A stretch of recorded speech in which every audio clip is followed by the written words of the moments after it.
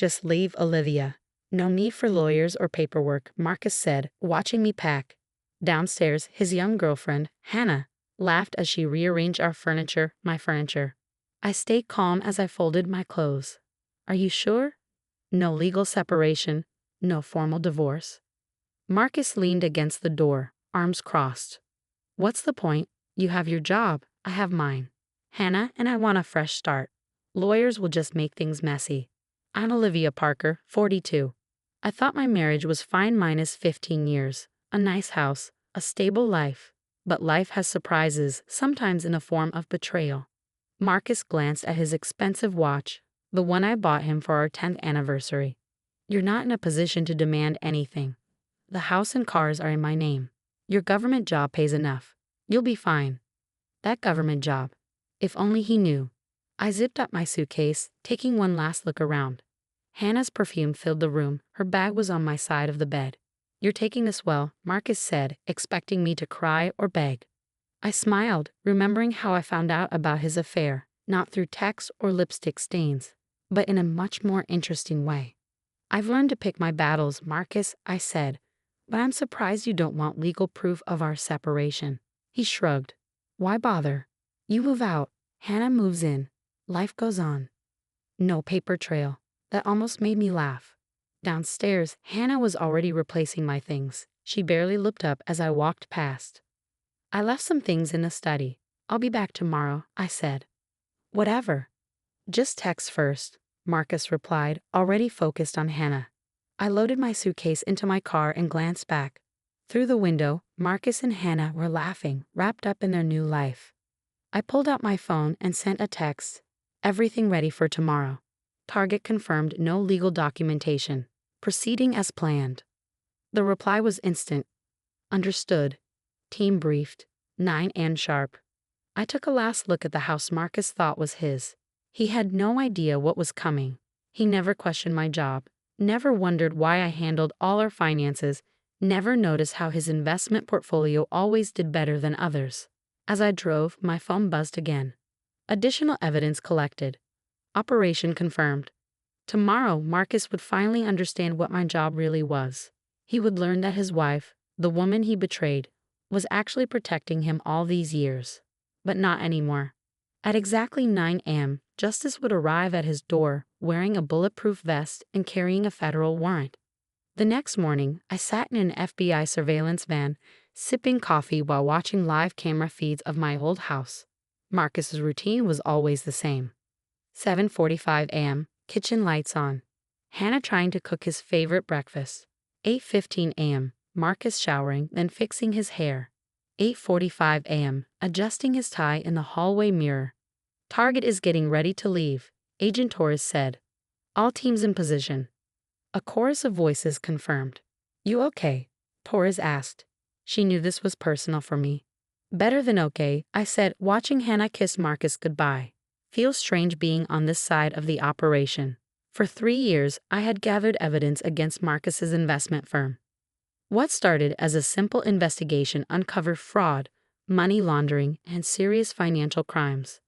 No wonder Marcus didn't want legal paperwork between us. He was hiding more than just an affair. At 8:55 a.m., Marcus stepped outside, briefcase in hand, still smug, still thinking he was untouchable. He checked his reflection in his car window, straightening a silk tie paid for with dirty money. All teams ready, Torres ordered. Remember, he isn't violent but may try to destroy evidence. Marcus got into his Mercedes, the car he bought in only his name. For tax reasons, he once said, now I knew the truth. It was harder to seize assets he owned alone. Target is moving, Torres announced. Team 1, go to the house. Team 2, prepare to intercept at his office. I focused on Hannah, still inside, cleaning up breakfast. She had no idea her dream life was about to crumble. 9 o'clock a.m. sharp, FBI agents surrounded the house. The doorbell rang. Hannah, wearing my old robe, opened the door, confused. FBI. We have a search warrant. Her confusion turned to panic. What? This has to be a mistake. No mistake, ma'am. Step aside. On another screen, Marcus was halfway to his office when flashing police lights appeared behind him. His car slowed, pulling over. Target has stopped, an agent confirmed. Moving in. My phone buzzed. A text from Marcus. What did you do? I didn't reply. Instead, I watched as agents approached, guns ready, just in case. Marcus stepped out, hands raised.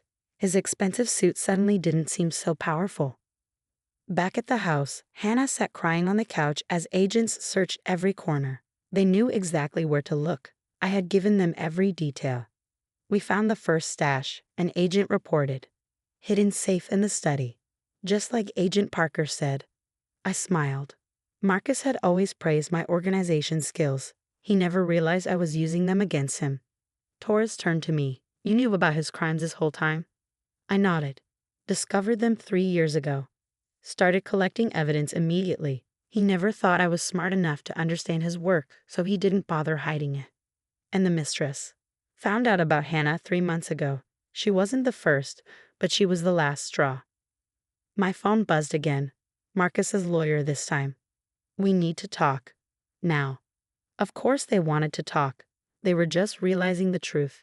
No shared accounts, no assets in my name, no divorce papers. It wasn't to protect Marcus. It was to make it easier for the FBI to take everything. On the screen, Hannah was being led out of the house, sobbing. She had thought she was gaining a perfect life. Instead, she was about to be questioned as a witness in a federal case. Target is secure. Moving to Phase 2, an agent said. Phase 2, raiding Marcus's office. His colleagues would soon discover that their star investment banker was actually a fraud. His clients would learn their high returns were all lies. Marcus? He was about to learn that the wife he underestimated had been watching and preparing for this moment all along. One more text came in, this time from Hannah. Did you know about this? I finally replied, yes.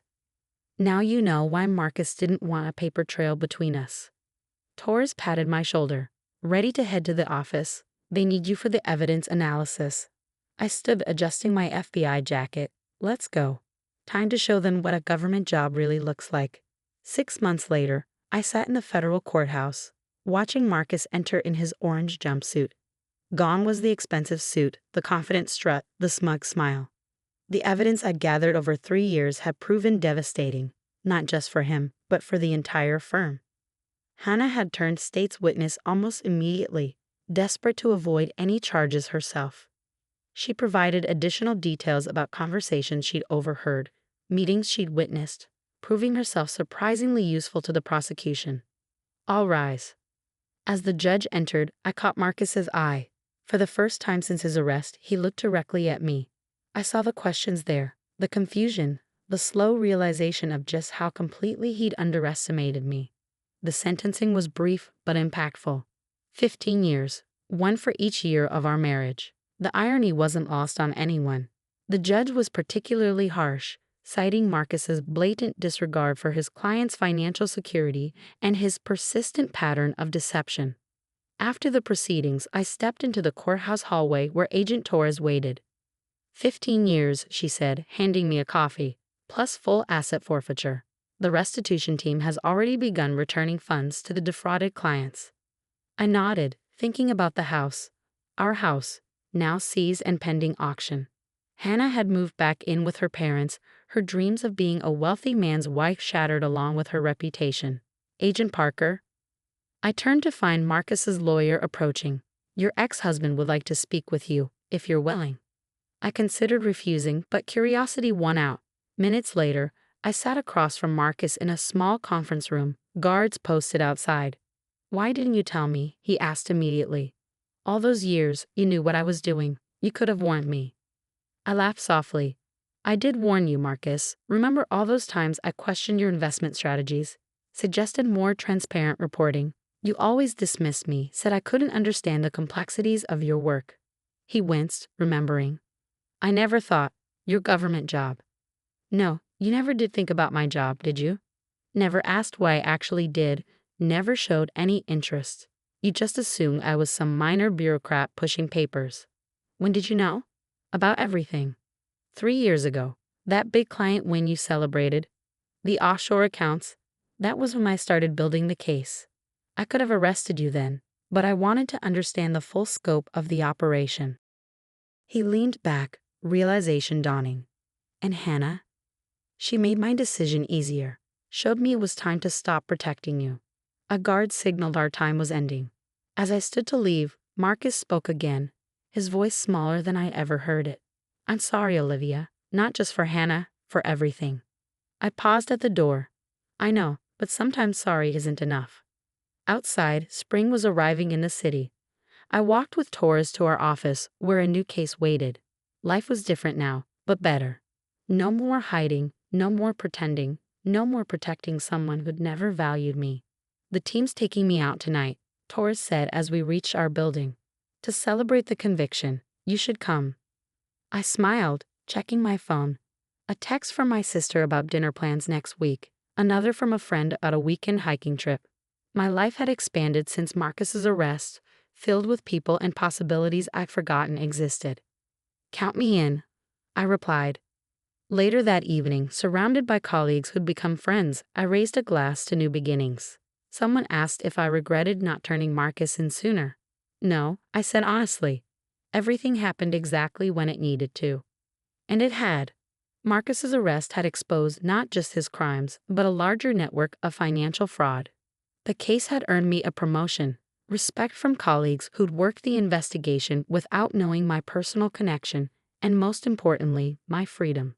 The house would be sold, the assets distributed to victims, and Marcus would have plenty of time to think about his choices. Hannah had learned a hard lesson about trust and ambition.